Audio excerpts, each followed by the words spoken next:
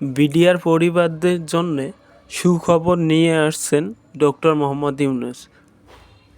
বিবিসির দেওয়া একটি সংবাদে প্রকাশ করা হয়েছে, প্রায় 250 জন সাবেক বিডিআর সদস্যকে জামিন দিয়েছে আদালত।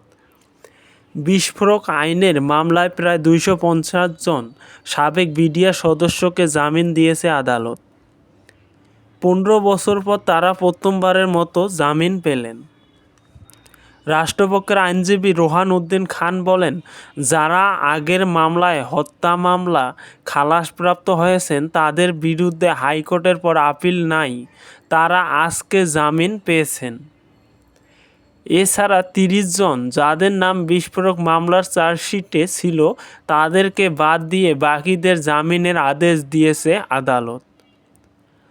আসামিদের একজন আইনজীবী অ্যাডভোকেট আমিনুল ইসলাম সাংবাদিক সম্মেলনে বলেন, আদালত বলেছে, হত্যা মামলায় যারা নিম্ন আদালত থেকে খালাস পেয়েছেন এবং যাদের ক্ষেত্রে সেই রায়ের বিরুদ্ধে সরকার আপিল করেনি এবং তাদের হাইকোর্ট পর্যন্ত আর কোনো সাজা নেই, সেই 250 জনকে জামিন দিয়েছে আদালত।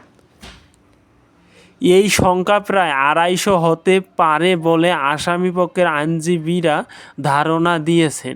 অ্যাডভোকেট আমিনুল ইসলাম বলেছেন, যাদের জামিন দেয়া হয়েছে সঠিকভাবে তাদের তথ্য প্রমাণ যাচাই করে জামিনের ব্যবস্থা করার জন্য 2 দিন সময় লাগবে।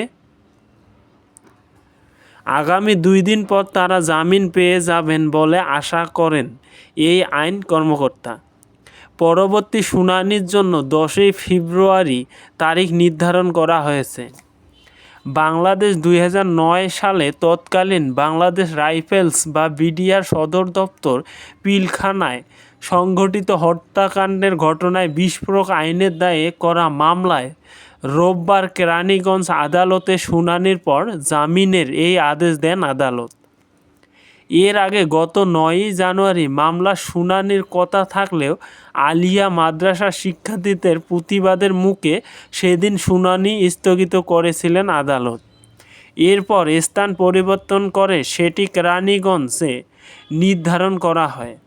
2009 সালে 25 এবং 26 ফেব্রুয়ারি পিলখানায় বিদ্রোহের ঘটনায় 57 জন সেনা কর্মকর্তাসহ মোট 74 জন নিহত হন।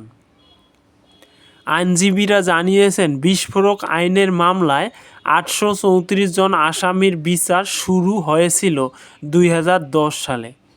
এই বলে বিবিসি বাংলায় একটি আপডেট নিউজ প্রকাশ করা হয়, যেখানে বিডিআর পরিবারদের জন্য একটি আনন্দের মুহূর্তের খবর নিয়ে এসেছে বাংলাদেশের অন্তর্বর্তীকালীন সরকার ডক্টর ইউনূস।